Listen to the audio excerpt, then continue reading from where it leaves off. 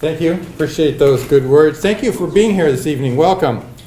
I don't know about you, my friends, but this election makes me feel sometimes like I'm just out blowing in the wind. I threw that in there for Bob Dylan,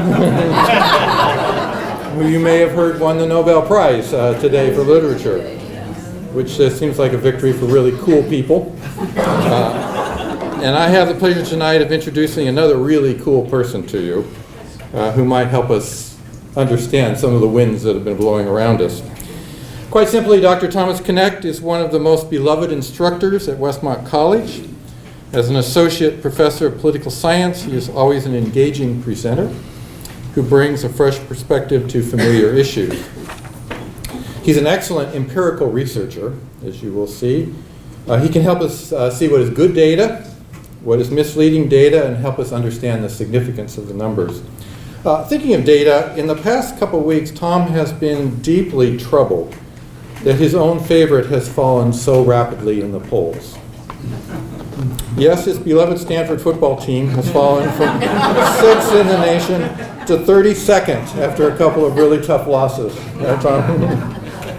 You see, Tom once played football as a cornerback for Stanford University back in the days when Bill Walsh and Denny Green were coaches.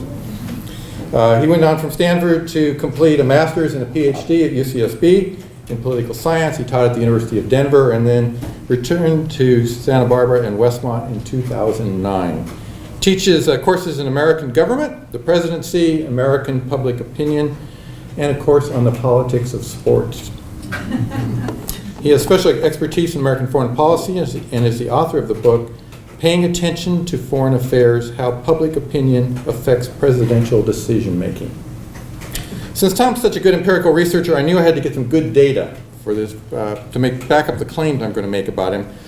So I went to the internet and to the site rateyourprofessors.com. That's a good source, right? Well, before you dismiss it altogether, Tom, let me tell you that you got a perfect 5.0 on rateyourprofessors.com from your students. Not so bad a source, right? Pretty good stuff.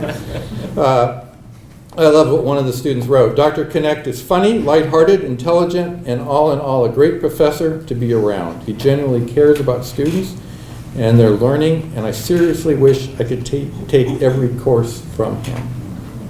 I hope he stays forever. I know that if I had to sign up for a course at Westmont, Dr. Knecht would be one of the professors that I would love to take a class with. And I can assure you that in our much more sophisticated course evaluations at Westmont, Tom is always getting top marks right at the top of the rank. Since I arrived at Westmont, it's been a privilege to work with Tom on several projects, including all kinds of committees.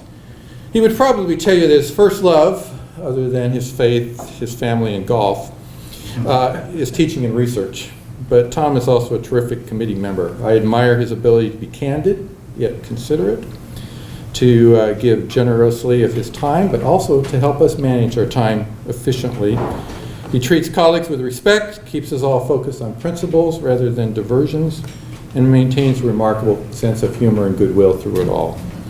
You might say he shows us how we can all be stronger together, and how we can make Westmont great again and again and again. Please welcome Dr. Tom Knecht.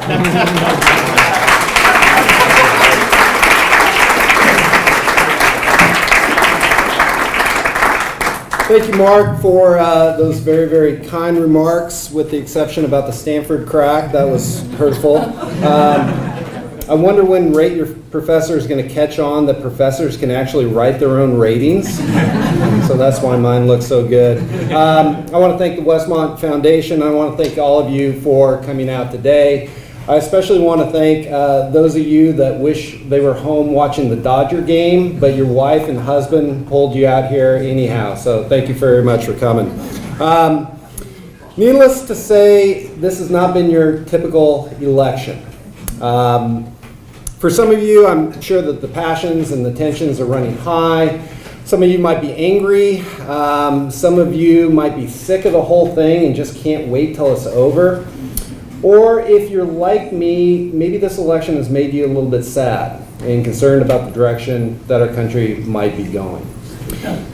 So for the next hour or so, I'd like us to take a break from all the anger and all the passion and all the angst, and to think about campaigns and elections like a cold-blooded political scientist.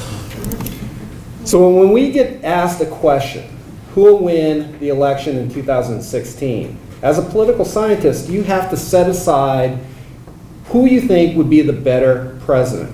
Who do I want to win? And answer the question as asked, who will win and why? That means we have to offer predictions, and those predictions have to be more than just simply my opinion or just reading the tea leaves. There has to be good causal reason for the predictions I make, and there has to be good data or evidence to back up my predictions. So I'm going to ask you to do what might seem to be impossible at this point in the election, to set aside your feelings on who you would like to see win, and let's look at who is likely to win and why that might be the case. So, by the way, this is a illustration by our very own Scott Anderson, professor of art at Westmont College. This appears in LA Weekly. This is their cover. He has an entire spread, wonderful artwork, and I think perfectly encapsulates the 2016 presidential election. So well done, Scott. In political science, there is really there are two theories or schools of thought when it comes to presidential elections and who wins elections. The first is that candidates and campaigns matter. It matters who the candidate is. It matters their issue positions, the strategies that they do in their campaign gaffs, controversies, how they perform in debate, media coverage. All the narrative that you usually think influences who wins elections, that's the first school of thought. The second school of thought in political science is that election fundamentals matter, that we can predict electoral outcomes without even knowing who the candidates are or how they run the campaign. So this could be things like the state of the economy, underlying distribution of partisanship in the electorate, how the electoral college works. So the fundamentals model argues that the first school of thought, all that stuff is really kind of noise. What really matters are the underlying characteristics of an election that the candidates really have nothing to do with. My thesis for this evening is that the fundamentals models usually pick electoral winners really well. I'm an election fundamentals model kind of guy, and they usually work out quite well. And the fundamentals in this election strongly favor a Republican candidate. Yes. A way of thinking about this, wait, before you start applauding, a way to think about this is that any generic Republican should either win this election or it would be razor thin. Having said that, I think Hillary Clinton is likely to win this election by a fairly large margin. This is a prediction from Nate Silver in his blog 538. And right now he puts Hillary Clinton's chance of winning at 86%. And here's the map that he has. And so kind of the punchline here is that even though fundamentals models usually pick electoral winners, 2016 is one of those rare instances where I think the candidates and the campaigns do actually matter. All right, so let's unpack the first school of thought. Candidates and campaigns matter, and we're going to look at 4 political strategies that candidates might pursue to try to win the White House. The first is the venerable median voter strategy. In this model, elections are all about capturing the median voter, trying to persuade undecideds and independents to vote for your candidate. So imagine a liberal conservative continuum, and imagine that voters can place themselves along that continuum. So here's our hypothetical voter. The candidates set out a clear policy platform, and so that voter can locate the candidates on ideological space.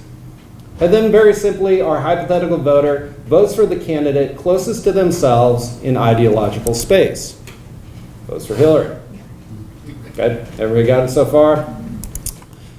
The median voter theory also assumes that there's a normal distribution of voters in America. Very few people are extremely liberal, very few people are extremely conservative, that most people are moderate or middle of the road. And so the election comes down to this one person, our median voter, that voter right there in the middle. If that voter votes for Hillary Clinton, presumably she wins all the voters to that voter's left, and she wins the White House. If that voter votes for Donald Trump, Trump will win all the voters to the right, and he wins the White House. The primaries tend to polarize the two candidates. So during the primary election, they have to move to the extremes to win their respective nomination. And then the task is, right after the convention, they have to moderate their position to go after the median voter. They have to move from here to here in November. All right, any questions about the median voter theory thus far? A couple critiques of the median voter theory. The first is that voters might not actually care about issues. Trade is a big issue in this election. The TPP, Trans-Pacific Partnership, has come up a number of times, but there was a survey taken just a few months ago that asked Americans how much they heard or read about the TPP, and 72% of Americans said nothing at all or very, very little. So elections might not be the big thing in this election. It could be email servers or Access Hollywood videos, or it could be a number of different things that have nothing to do with the issues. Candidates also sometimes can be vague on their policy position. Trump has a secret plan to defeat ISIS that I can't evaluate because the plan is secret. Hillary Clinton, I suspect, is much more pro-trade than she's let on in the campaign thus far. And so candidates have an incentive sometimes to kind of hide their true policy positions. The undecideds in this election, I don't think, are necessarily moderates. I don't think there are a whole lot of people at this point that are conflicted about voting for Hillary Clinton or Donald Trump. I think most of the people that are undecided are conflicted about voting for Donald Trump or Gary Johnson, the Libertarian candidate, or conflicted about voting for Hillary Clinton and Jill Stein, or Gary Johnson, the Libertarian candidate. So these people that are conflicted between voting for a major party candidate and a third party candidate probably are not in the center. They're probably more on one extreme or another. At this point, very few people are actually undecided. Estimates vary, but anywhere between 2 and 12% of the electorate has not made up their mind at this point. That's not a whole lot of people. It could be a decisive number of people and a very important sliver of the electorate, but it's not a huge chunk of voters. And finally, the most important critique of the median voter theory is that moderates may not vote at all. There's an assumption that voting turnout, the propensity to vote, is relatively constant along this continuum, but it is not. It actually looks something like the inverse. So here's our distribution of voters. Most people are up here. Here's the probability that they're going to show up and cast a vote. Moderates or independents are the least likely people to actually cast a vote on election day. And so if you're a candidate and you think you're going after that person, the median voter, they might not be up there. They might be down here where they might not vote. And as you tack to the center to try to get that person to vote for you, you are alienating the people on the left and the right who are going to vote and are your core group of base supporters. So it might not be an incredibly wise strategy to tack to the center, alienate your base, and go after some wishy-washy independent who might not bother to vote in the first place. So, my verdict, and again, I'm going to make some predictions on this election. My verdict for 2016, which candidate is best pursuing a median voter strategy? Neither. Neither candidate seems to me to be actively pursuing a median voter strategy. I think Trump has softened some of his language surrounding deportations. I think Hillary, again, is portraying herself more anti-trade than maybe she really is. But there hasn't been an aggressive tacking to the political center in this election as we might have seen in others. So the second strategy, a mobilization strategy. In many ways, this is a complete opposite of a median voter strategy. In a mobilization strategy, the elections are all about which candidate can get their base group of supporters to turn out and vote. And parties and campaigns are incredibly sophisticated at getting out the vote. They are compiling a ton of data and information on you. They know your past voting history. They don't know how you vote, but they know whether you voted. They know your registration. Are you registered as a Republican or a Democrat? They're looking at your social media habits. What are you tweeting about? They know what products you're buying. And they can compile all this information in a very sophisticated model, so sophisticated that here's a neighborhood, they can pinpoint down to the house how you're likely to vote. And so on election day, you just simply have the Trump supporters knocking on all the red ones. Don't ever knock on a blue house if you're a Trump supporter, because you don't want to get Hillary Clinton's voters to the polls. And the same is true of Hillary Clinton. So elections are all about turnout, and the base is energized by ideological candidates, not by moderate ones. They like people like Reagan, who's a staunch conservative. That's what gets people to the polls, or at least the base core group of supporters. Here's the key thing. It's hard, if not impossible, to pursue a median voter strategy and a mobilization strategy at the same time. To pursue a median voter strategy means you're moving away from your core group of supporters over here. And to pursue a mobilization strategy means that you're not going after those moderate and independents. Everybody with me so far? Okay. So what does this look like in 2016? Well, Hillary Clinton has had some well-documented problems trying to hold together the same coalition that voted for Barack Obama in 2008 and 2012. And one of the main questions, will those people that voted for Obama in the last two elections show up and vote for Hillary Clinton? Moreover, she's had some problems trying to convince Bernie Sanders supporters to support her with the same degree of passion that they supported Bernie in the primaries. Trump, I don't think there's any doubt at this point that he is pursuing a mobilization strategy.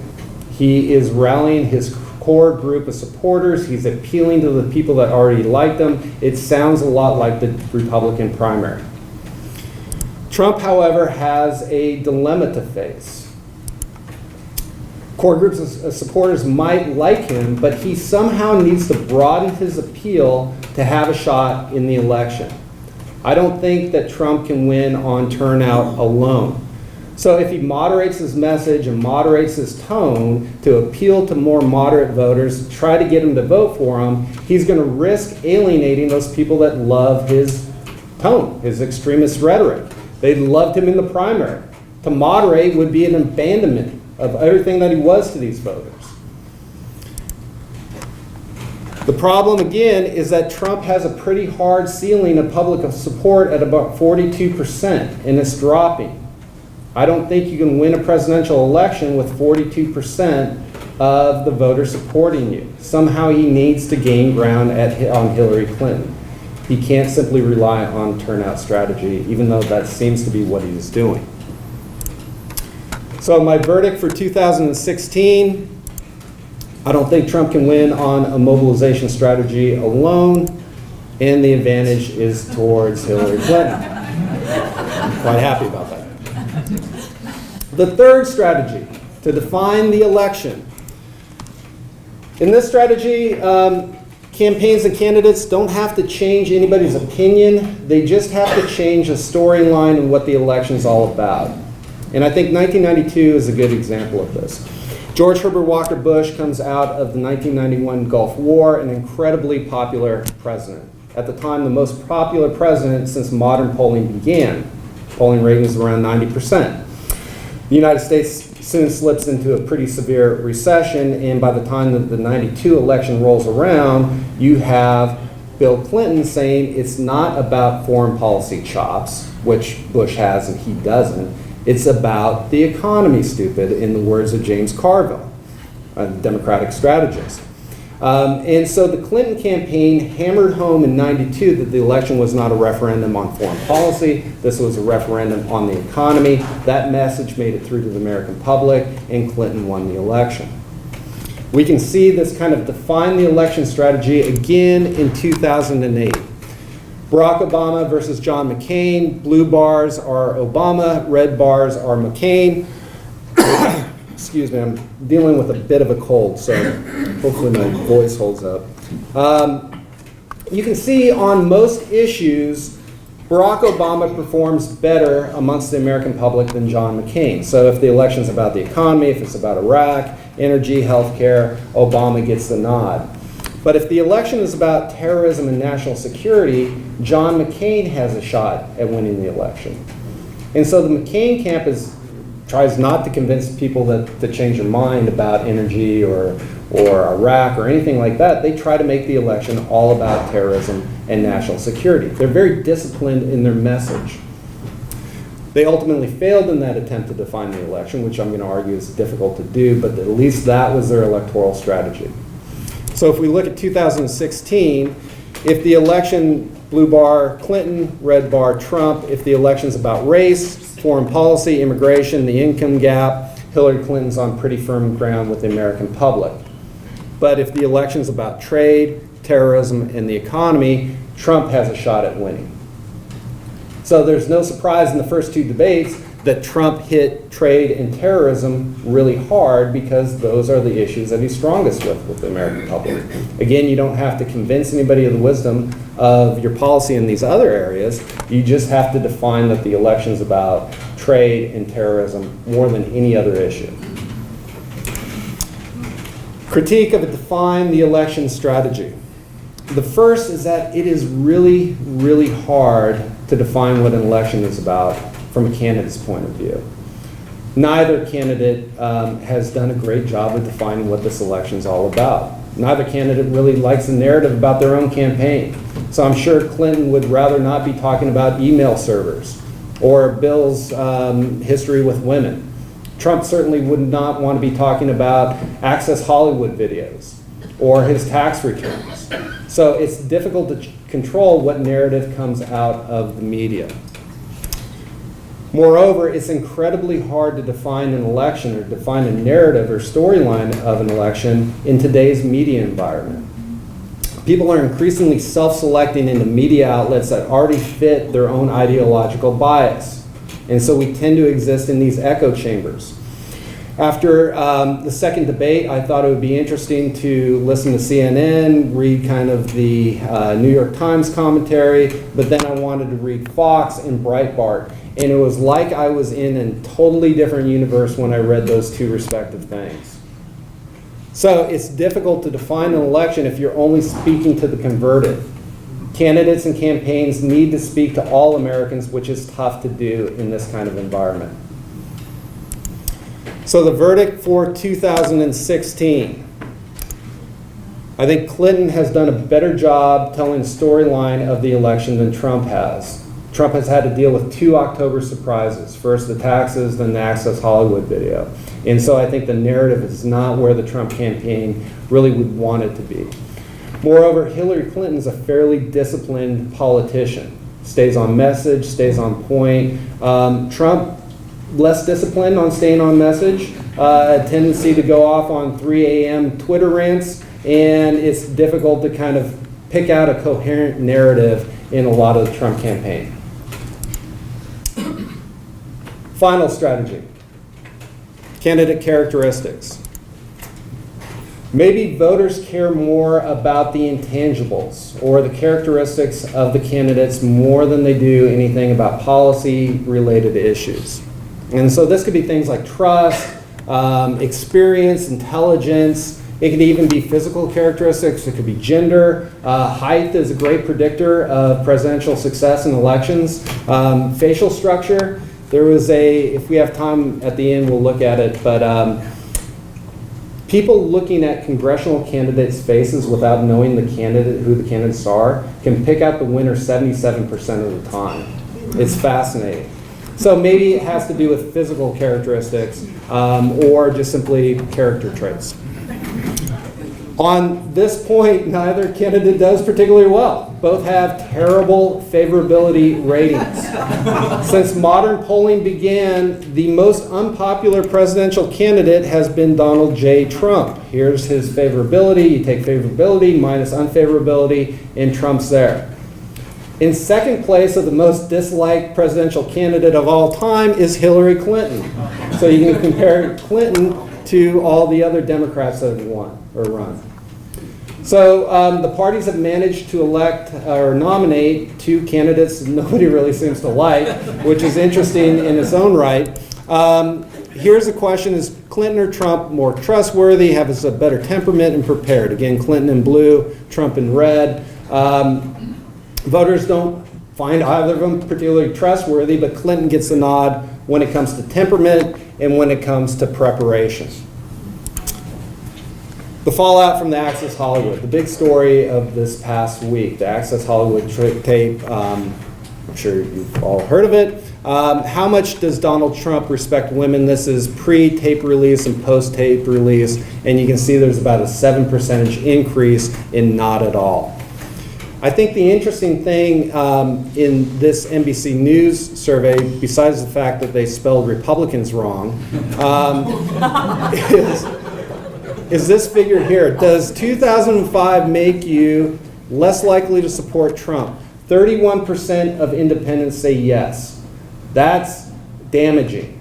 It's damaging for a candidate that has to somehow pick up some ground, and you have a large number of people that are running away from him. Equally damaging is 12% of Republicans say that they're less likely to support Trump as a result of that tape. He can't win if 12% of Republicans defect and they don't vote for him. So he has to hold together at about the 93% that Romney got in the last election to even have a chance.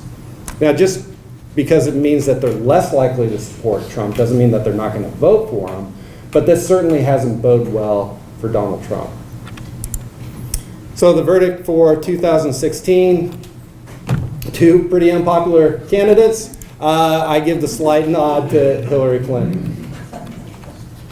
All right, so the overview of the candidates' campaigns matter schools of thought. Neither candidate's pursuing a median voter strategy, even though I think Trump has to. I can't see how he can win without doing that, but he doesn't seem to be pursuing a median voter strategy.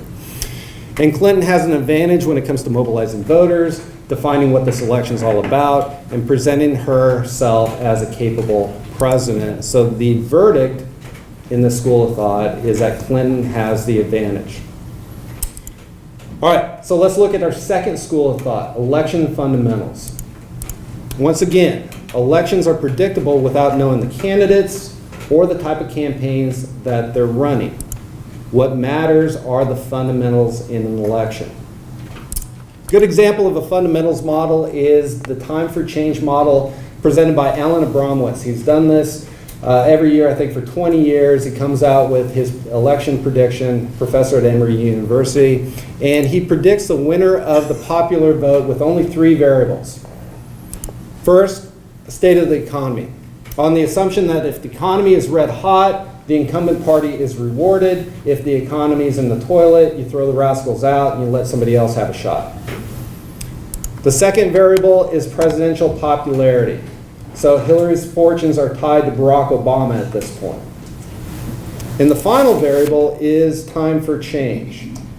Abramowitz has found that when the same party holds the White House for 2 terms, voters kind of get a little itchy and they want to see some sort of change.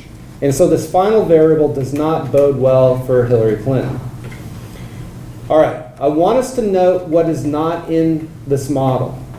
It says nothing about who the candidates are. It says nothing about their issue positions. Nothing about how well they performed in the debate. Nothing about media coverage. Nothing about Billy Bush and Access Hollywood or email servers or anything that you think might matter in this or any other election.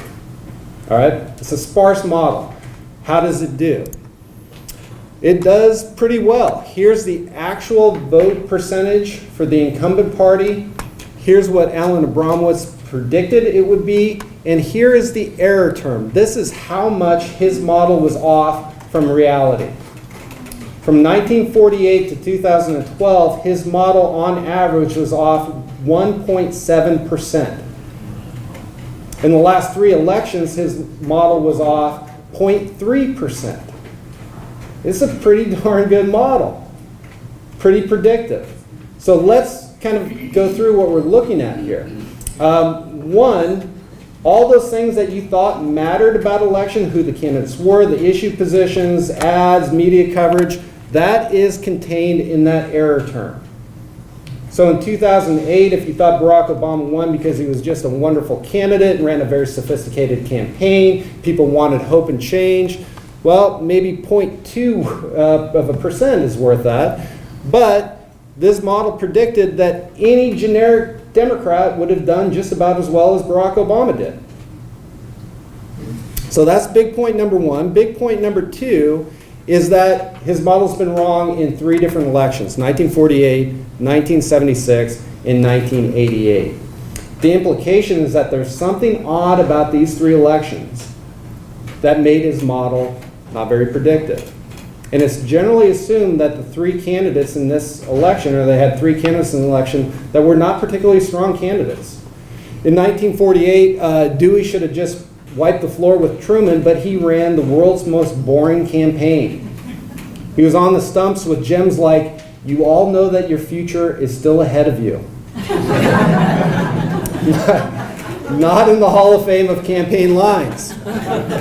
1976, Gerald Ford. I think voters were still upset that he pardoned Richard Nixon and rather confused when he said that Eastern Europe was not under Soviet domination. 1988, Michael Dukakis, a rather liberal Massachusetts governor, and he wasn't a particularly strong candidate. And the Bush administration portrayed him as particularly weak, with the Willie Horton ad and Dukakis on the tank with that funny looking helmet. And so the Bush campaign ran a really good campaign. Dukakis campaign ran a really poor campaign. And so what would we say? Well, the times that Abramowitz's model misses maybe are times where you have a particularly poor candidate in the race, or they run their campaign in a particularly poor way. One final point on the model is that I think Abramowitz gives us a base rate to judge how well a candidate performs. If you're somewhere near the expectation, then you're performing on expectation. If you're somewhere above, then you're a particularly good candidate. If you're somewhere below, then you're a particularly bad candidate. So Abramowitz is providing us a base rate to evaluate candidate performance in this election and in past elections. Does that make sense? Okay. So I'm sure that you are all interested in what Abramowitz predicts for 2016. Here it is. This is a regression coefficient. I won't go into all the numbers, but this is the beta based on past history. Here's net approval of Barack Obama, past history, second quarter GDP change, and here's our time for a change variable. If we plug in the relevant numbers and we do the calculations, then Donald Trump should win 51.4% of the popular vote. A couple critiques of the time for a change model. This model does not account for third-party voters. And so third-party voters in this election might siphon off some support from both Trump and Clinton. But the biggest critique of this model is that it doesn't account for the Electoral College. We don't elect presidents by a 2-party nationwide plurality vote. We elect them by the Electoral College. And the electoral math right now for Donald Trump does not look all that great. So this is one of my favorite websites called The Upshot for a social scientist like myself. This is just gold and catnip. I'm on it every 20 minutes looking at the election. But Hillary Clinton right now has about a 90% chance of winning the election. You can see how this has changed over time. When I said that Donald Trump has had a bad October, this is what it looks like. You can look and see where the race has shifted. You can look at state estimates, look at other people's estimates. We're going to go through this fairly quickly. Here's which outcome is most likely. We all know that you need 270 electoral votes to win. They run a bunch of simulations. These are the outcome of the simulations. Right now, the Upshot thinks that the most likely outcome is that Hillary Clinton wins 347 electoral votes. But this is my favorite part of the website. Paths to the White House. So they have, on the Upshot, the battleground states. And they give you the probability that one party or one candidate's going to carry that state. So here's Florida, and they have it rated 75% Democratic. And so we could say, okay, we'll go with the odds and say Hillary Clinton carries Florida. If she does, she has 469 ways to win the election. Trump only has 39. She's scheduled, or it looks like she's going to win Pennsylvania, 94%. Let's give her Pennsylvania. Trump has one way, and she looks like she might carry Ohio as well. Let's give her Ohio, and the election's over. For all intents and purposes, the election's about Florida and Pennsylvania at this point. By the way, let's kind of give Trump the benefit of the doubt and look at states that he could possibly carry. So he could possibly win Florida. That's still in play. He's not going to win Pennsylvania. Could very well win Ohio and North Carolina. He won't win Virginia. He won't win Wisconsin. Probably won't win Colorado. But he could win Iowa and Nevada. And then it comes down to New Hampshire. He can't win New Hampshire, and Hillary wins. That's the tightest situation I can find for Donald Trump. So it's a fun site. You can go around, play on it. It's addictive.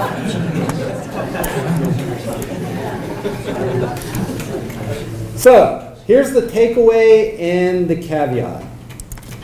The takeaway is that historically, candidates and campaigns don't matter that much. If you're going to predict the next election, I would suggest that you go with a fundamentals model, come up with a prediction, and that the candidates and campaigns wouldn't really matter that much, if at all. In this election, I expect that the candidate and the campaign that they've run does matter quite a bit. And I think that the test of this will be whether Trump wins 51% of the two-party vote. Right now, he is underperforming by about 11% of that mark. So the test about whether campaigns and candidates do matter is whether he gets close to that 51% mark. So the verdict for 2016, my prediction is that Hillary will carry the election. The caveat, I've been wrong before. I was wrong in the primary. I could well be wrong again. I wouldn't bet against me, but I could be wrong. It's not outside the realm of possibility. So with that, I'd love to take questions, but when we do, I would like to set a few ground rules. I know that you might be tempted to make political speeches in favor of your candidate. I would like to be able to answer questions like a political scientist could ask questions. So if the best you can, try to ask me questions about kind of the mechanisms of elections, how things work, rather than who I think we should vote for. Yes? The number that you quoted for undecided voters, that doesn't agree with the numbers I've been seeing. It's as high as 22% the last time.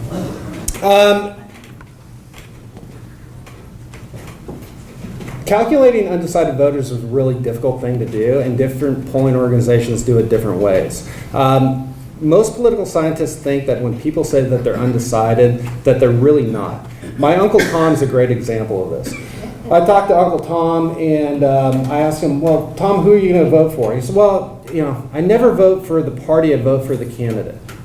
I said, well, when's the last time you voted for a Republican? I've never voted for a Republican. Tom's a Democrat. But Tom likes to pawn himself off like he's an independent and he's undecided. He ain't.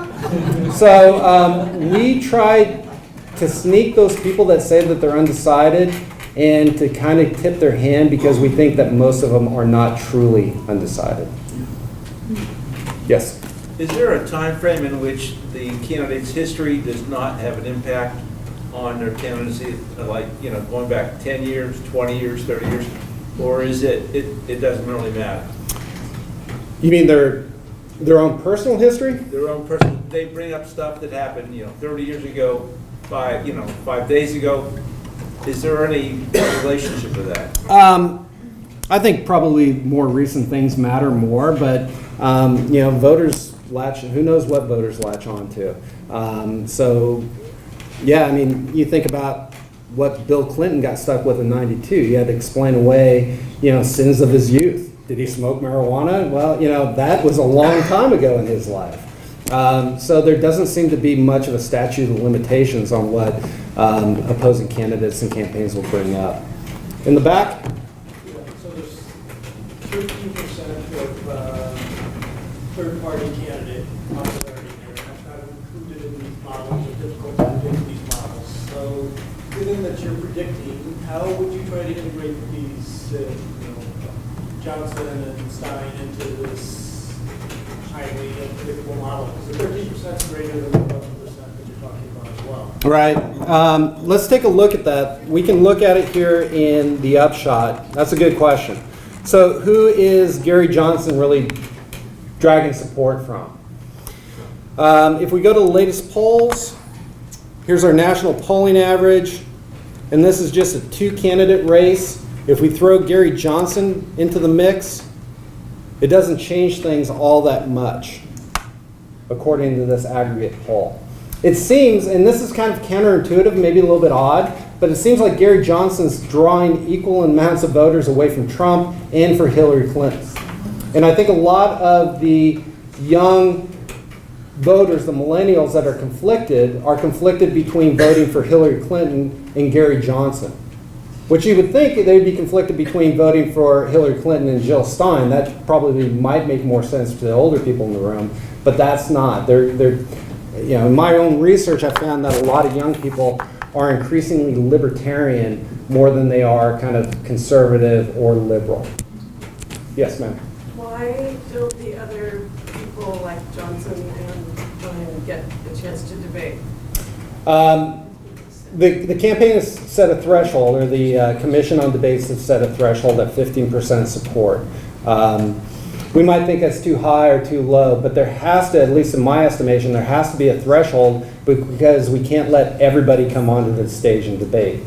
So if there was no threshold, I might jump on the stage and debate. I shouldn't be on that stage, right? So there has to be some barrier or some level of support to actually get on the stage to debate. Should they be?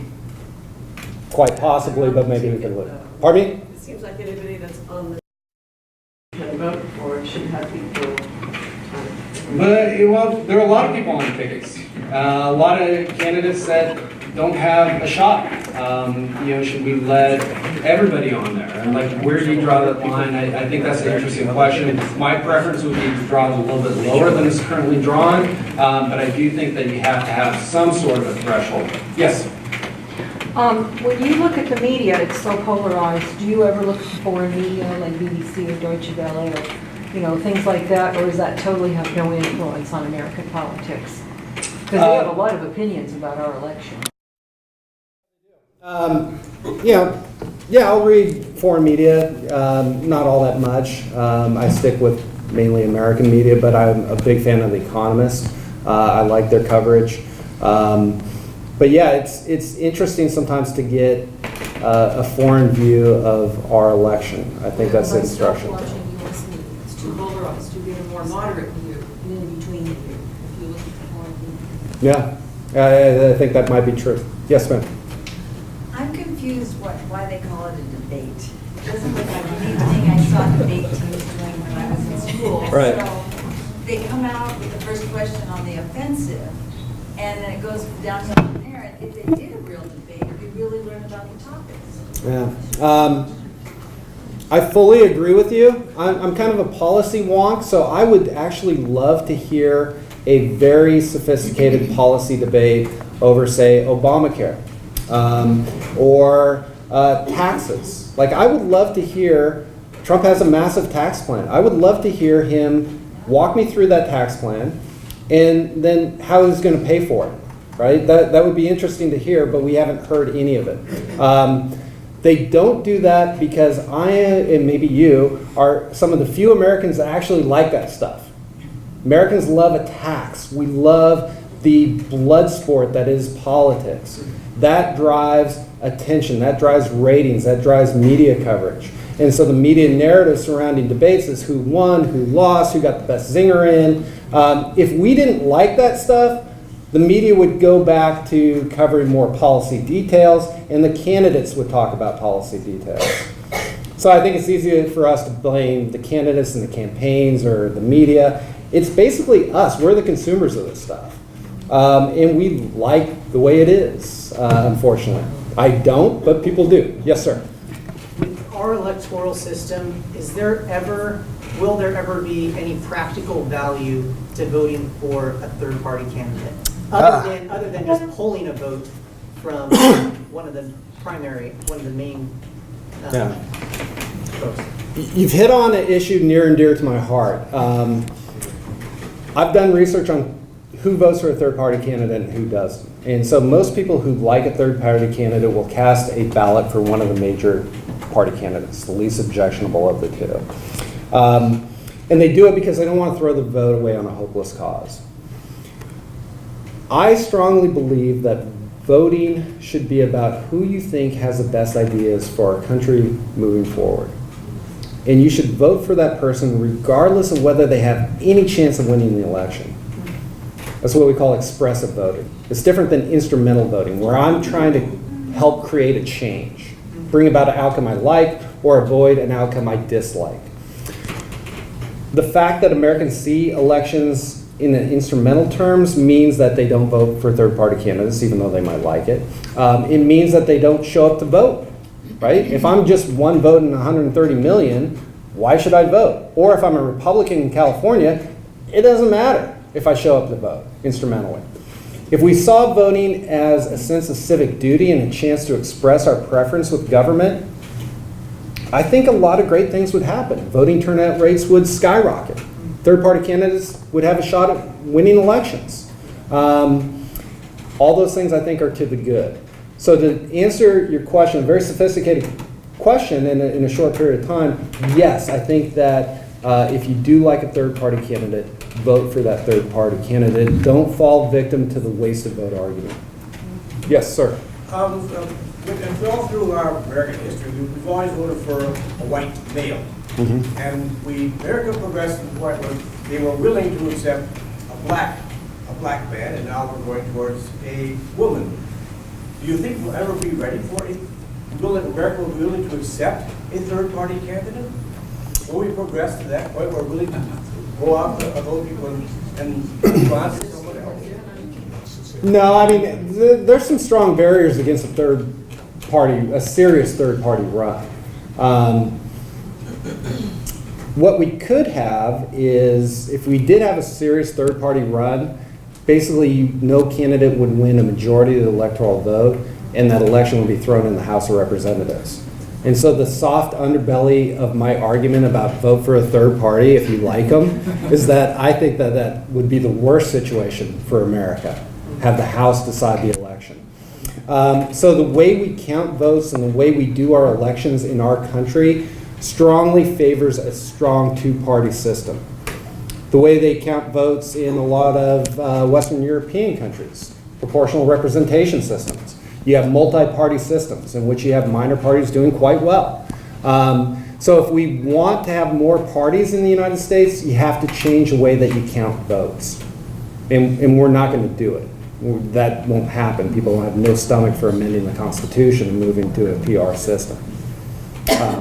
Yes, sir. Do you have any recommendations for how to change the debate format? What would you like to see? I don't know. Fairness, equality, less of a spectacle?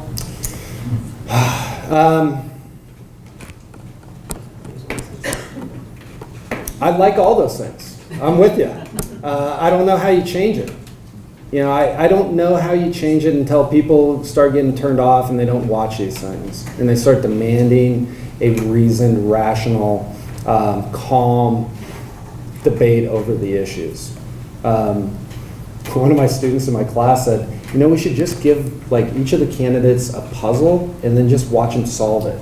Like, that would be a better indication of their competence. And I thought that was a pretty good idea. I like that. But no, I think we are on a trend downwards when it comes to the tenor of our debates and the tenor of our election. I don't know where the bottom point is. I'm kind of hoping that we've hit rock bottom here and we'll start to rebound back up, but who knows? Yes, Jim. Historically, there's been a strong correlation between the winner of the presidential, top of the ticket, and the House race, or the Congress race. Right.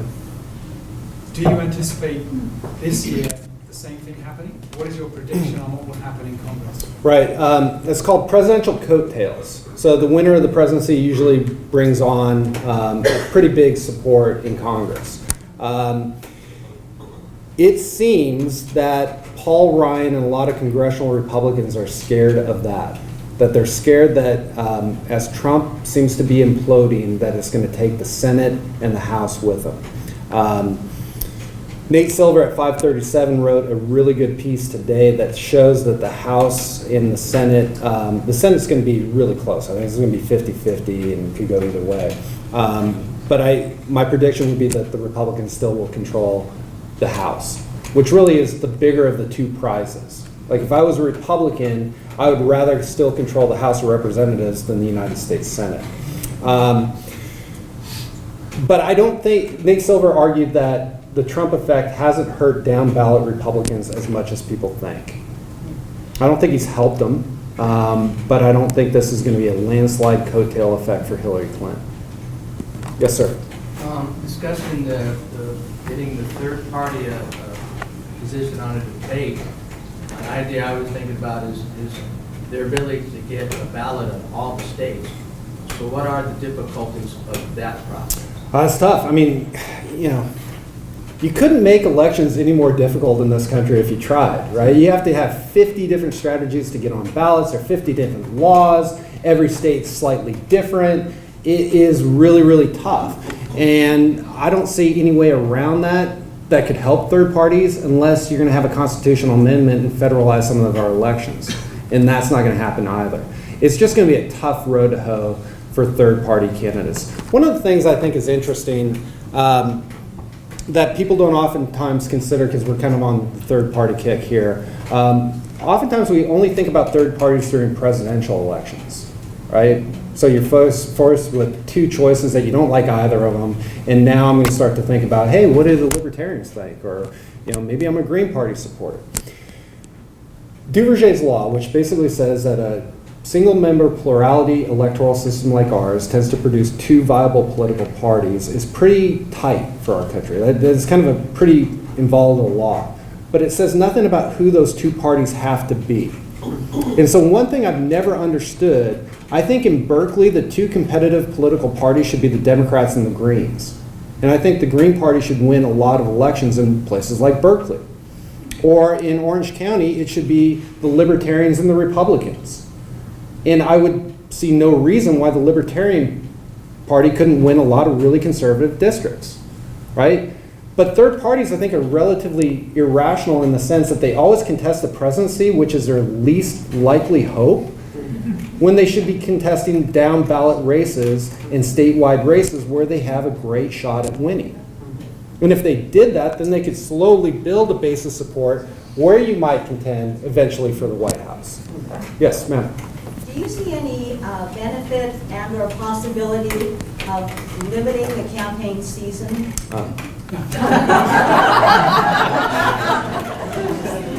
For like 3 or 4 days?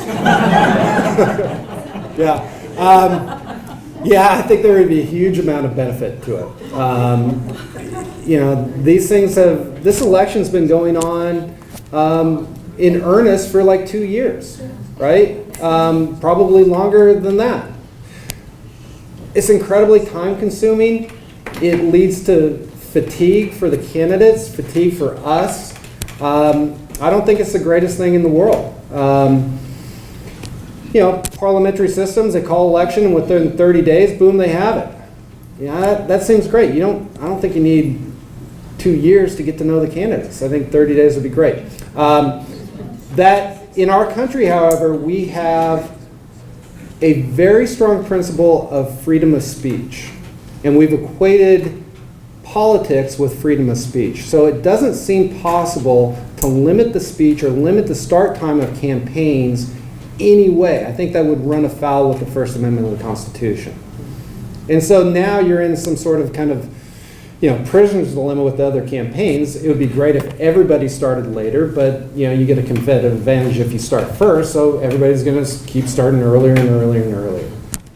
But I'd love to see that. I just don't know how you move to that. Yes, ma'am. Popular vote versus electoral college votes. Republicans seem to have a lot of their strength in less populous states. They win a lot of those, whereas the Democrats seem to have their strength in the most populous states with big population. What do you think about streamlining it and make things more equal? Move to a single member or just a nationwide plurality and get rid of the electoral college? Is that what you're asking? Probably. Yeah. The electoral college, I tell my students, it's the duck-billed platypus of electoral institutions. There's nothing that exists like it in the world. It's weird, right? And it just doesn't make sense. And so I think for the sake of transparency and for the sake of ease and getting people to understand what we're doing, I kind of like the idea of moving to a nationwide plurality. Here's the danger, and here's why that would be difficult. If we're worried about the length of the campaign season, if we're worried about the cost of campaigns, that would increase it exponentially. So imagine right now, the candidates don't have to campaign here. We hardly ever see a television ad. They're never in California. This election's decided. There's no reason to come here. And if they had to do a 50-state deal, that's going to be massively more expensive. I'm already concerned that there's too much money in elections. That would exacerbate the problem. So that's the downside to what I think is otherwise a fine proposal. Yes, sir. Going back to the point you made earlier about Mr. Trump's apparent strategy to mobilize his base, part of that appears to be to keep up the negative attacks on Hillary and hopefully depress turnout on her end. And coupled with that, there's this speculation that there are these secret Trump voters that I might vote for Trump, but I'm a little bit embarrassed about it, so I'm not going to share that with a pollster or my friends or anybody. How strong do you think that effect is? Is it possible that Trump is actually onto something and he's going to pull an extra 5% out of the woodwork, and either through increasing turnout or through mobilizing these people who are really saying, oh, I'm going to vote for Hillary or Johnson, but in fact, I'm going to vote for Right. That's what we call a reverse Tom Bradley effect. So Tom Bradley, the mayor of LA, when he ran for president, people say, oh yeah, I'd vote for Tom Bradley, African American, and he polled a lot better than his numbers did. And so pollsters thought, people would say, yes, I'd vote for a black candidate. When it came time to actually cast a vote, they were never going to do it, right? And so the idea is that maybe people really like Trump, but a pollster calls up and you don't want to tell the person because you think that they're going to, yell at you. And so, you kind of hide your true support. I would be shocked if there were a ton of those people that came out of the woodwork and voted for Trump. It's not out of the realm of possibility. I just don't think the numbers are there. I don't think that's going to happen. 5%? No. Is it more like 2 or 1? One. Yes. So I was just going to say, actually, on the back of that, I was going to ask whether it might be, I was going to see whether you think there might be a different set of people voting for Trump who haven't voted maybe necessarily for a Republican in the past, right, or voted at all, just because they see him as undercutting the sort of political strategy, strategy that maybe, I'm just thinking of Brexit. A lot more people voted in Brexit in the actual elections because they saw it as something they could actually control. Yeah. I think that's the same narrative. Like, there are a bunch of people that have been disenfranchised. The candidate came along, spoke to them, and so they've never voted, but they're going to jump into this election and they're going to vote. The flip side of that coin is that there are a lot of establishment Republican voters that have looked at Trump and said, no, I'm not going to vote for him. right? And these people have voted in election after election after election. So however many people, new voters that he's drawing in, I think he's repelling an equal, if not more, number of established Republican voters who you used to always be able to count on to vote and vote Republican. Yeah. If we elect you in, are you available to serve? I will not seek, nor will I accept my party's nomination. I think we're all disheartened, regardless of, liberal, conservative, moderate. But I've become a big believer that you look at the arena now and the media and you say, why would I ever? The best people are discouraged from ever showing up. And so now we're stuck with what I don't think the best people, these aren't the best Americans, and you start voting for the lesser of evils. I think there's a lot to it. When we look just simply at the demands it places on candidates to campaign, not only for the president, but just look at Congress or something, those people are always campaigning. They are always on the rubber chicken circuit. They are flying DC, they're there Tuesday to Thursday, they're back in the hometown, they're dialing for dollars, they're showing up at events, they're pressing flesh. I don't know why anybody would want that life. That seems to be a difficult life. Only to have your opponent go through everything that you've ever done wrong and air all your dirty laundry.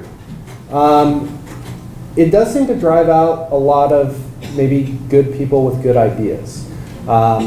Moreover, the fact that you have to raise a bunch of money to even be a viable candidate, I think is unfortunate. Raising money and governing, I see no correlation between the two.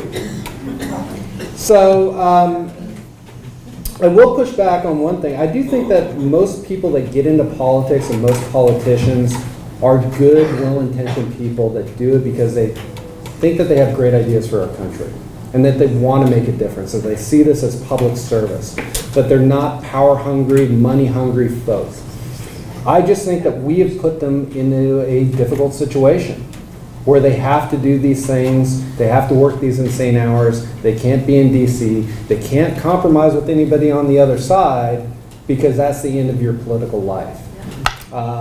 If we don't like that, we need to somehow change the way we as voters and who we demand candidates to be. One more question? Okay, yeah, Scott. What do you think of big money? Oh, sorry. Yeah. Do Nate Silver or the Upshot, do they have any prediction of what they think total voter turnout this year is going to be relative to other elections? No. Higher, lower? They do not know. No, turnout's really difficult to predict. I'll say one more thing on turnout that's unusual about this election than maybe any other, is that if you look at it, most people are voting against the other candidate rather than for their own candidate.